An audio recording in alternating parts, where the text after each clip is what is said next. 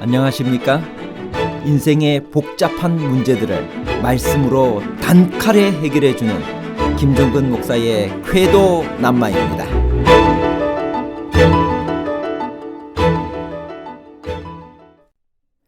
바울의 14개 서신 중 첫 번째로 기록한 서신은 고린도 전서인가요? 아니면 데살로니가 전서인가요?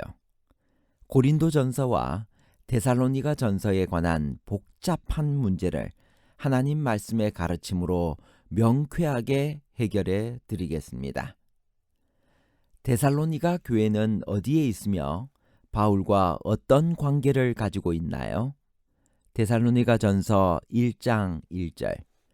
바울과 실루아노와 디모데는 하나님 아버지와 주 예수 안에 있는 데살로니가인의 교회에 편지하노니 은혜와 평강이 너희에게 있을지어다. 사도행전 17장 1절. 그들이 암비볼리와 아볼로니아로 다녀가 데살로니가에 이르니 거기 유대인의 회당이 있는지라.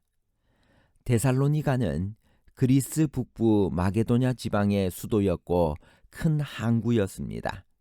알렉산드로스 대왕 시절에는 무역선들과 원정을 떠나는 군대들로 복잡한 항구였을 것입니다.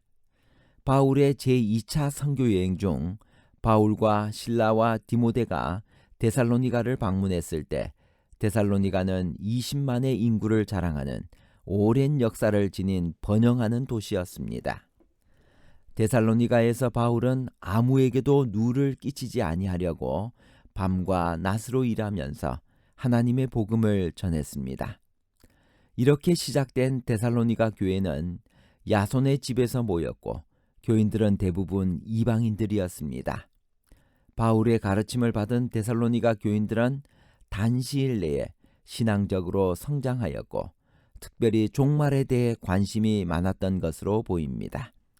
그러나 유대인들이 바울 일행을 시기하여 소동을 일으켰기 때문에 그들은 베레아로 피하였고 다시 바울은 혼자서 아덴으로 갈 수밖에 없었습니다. 바울과 함께 편지를 보내는 실루아노는 누구인가요? 데살로니가 전서 1장 1절. 바울과 실루아노와 디모데는 하나님 아버지와 주 예수 그리스도 안에 있는 데살로니가인의 교회에 편지하노니 은혜와 평강이 너희에게 있을지어다. 사도행전 15장 40절 41절입니다. 바울은 신라를 택한 후에 형제들에게 주의 은혜에 부탁함을 받고 떠나 수리아와 길리기아로 다니며 교회들을 견고하게 하니라. 사도행전에는 히브리식 발음인 실라로 알려져 있습니다. 로마식 발음은 실루아노인데 바울은 그렇게 부르기를 좋아했습니다.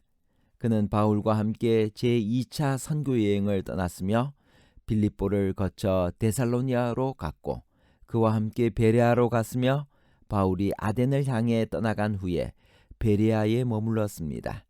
그는 그 후에 고린도에서 바울과 재회하여 전도했습니다.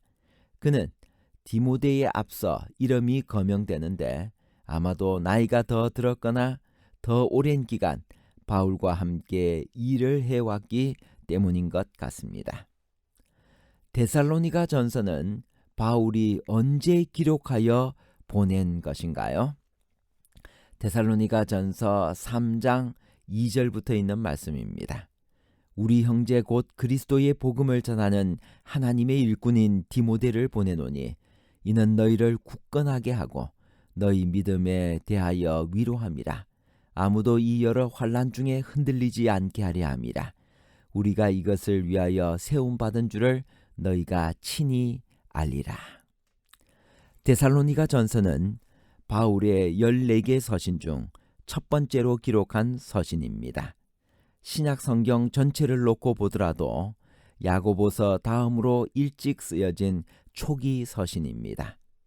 바울이 제2차 선교여행 중 고린도에 1년 반을 머무르며 교회를 세우고 있을 때 데살로니가에 파견되어 교회를 돌보고 있던 디모데가 고린도에 도착하였고 그로부터 데살로니가 교회의 문제들에 대한 자세한 보고를 들은 바울은 즉시로 펜을 들어 데살로니가 전서를 기록했습니다.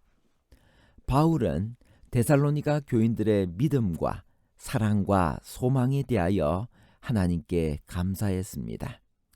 믿음의 역사와 사랑의 수고와 소망의 인내가 구체적으로 무엇을 말하는 것일까요?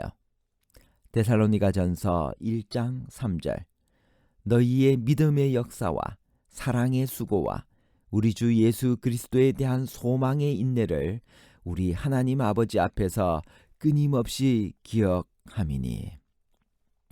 여기서 믿음의 역사는 믿음의 활동이라고 할 수 있는데 믿음에 의하여 일어나는 영적 혹은 일반적인 활동을 가리킵니다. 믿음은 가만히 있지 않고 반드시 역사를 일으킵니다. 이 구절은 참된 믿음의 실제적인 성격을 여실히 드러냅니다. 사랑의 수고란 사랑이 불러일으키며 사랑 때문에 생기는 수고를 의미하며 영혼을 사랑하기 때문에 다른 사람들의 구원을 위하여 자원하여 고생과 수고를 맡아서 견디는 것을 말합니다. 바울은 또한 소망에 의하여 지탱되고 지속되는 인내를 언급하고 있습니다. 이 소망은 막연한 낙천주의가 아니고 우리 주 예수 그리스도에 대한 소망, 곧 그리스도 안에 중심을 둔 소망, 그분 안에 있는 구원의 소망인 것입니다. 그리고 그들의 마지막 구원을 위한 그리스도의 신속한 재림에 대한 소망인 것입니다. 그리스도인들의 인내와 확고부동함은 소망에서 나옵니다. 왜냐하면 미래의 영광을 바라봄으로써 그들은 고난을 더욱 기쁘게 견딜 수 있기 때문입니다.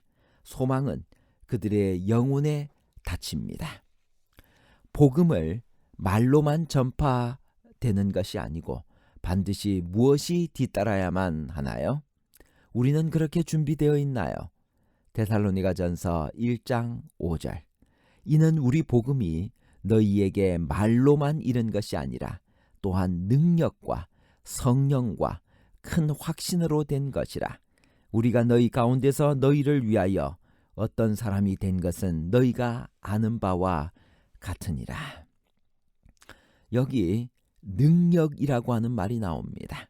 이 말은 헬라어로 뒤나미스라고 하는데 고린도전서에는 말씀과 능력이 서로 대조되어 있습니다.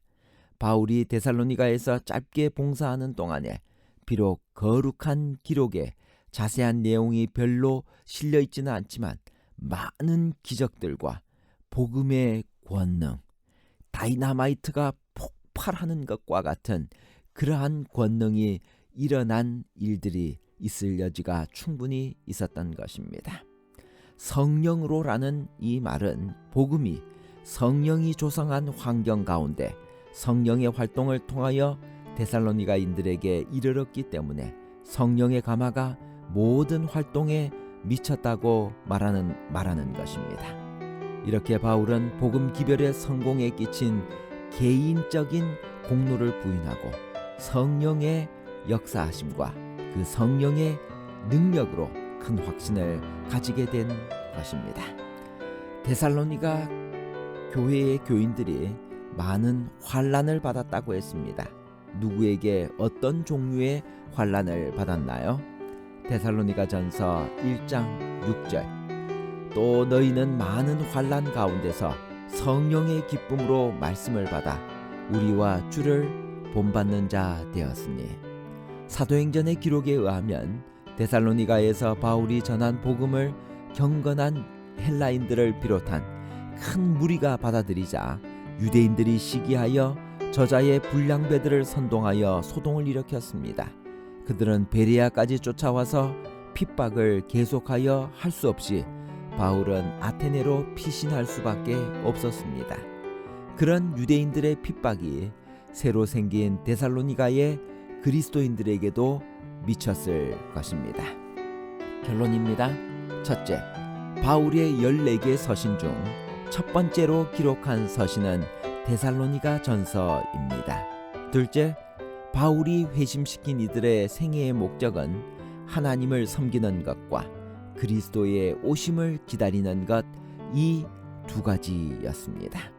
셋째, 데살로니가 교인들의 믿음에서 배울 교훈은 믿음의 역사와 사랑의 수고와 소망의 인내를 가지고 있는 것이며, 많은 환난 가운데서 말씀을 받아 주를 본받는 자가 되었다는 것과 우상을 버리고 하나님께로 돌아와 주의 강림을 간절하게 기다렸다는 것입니다. 감사합니다.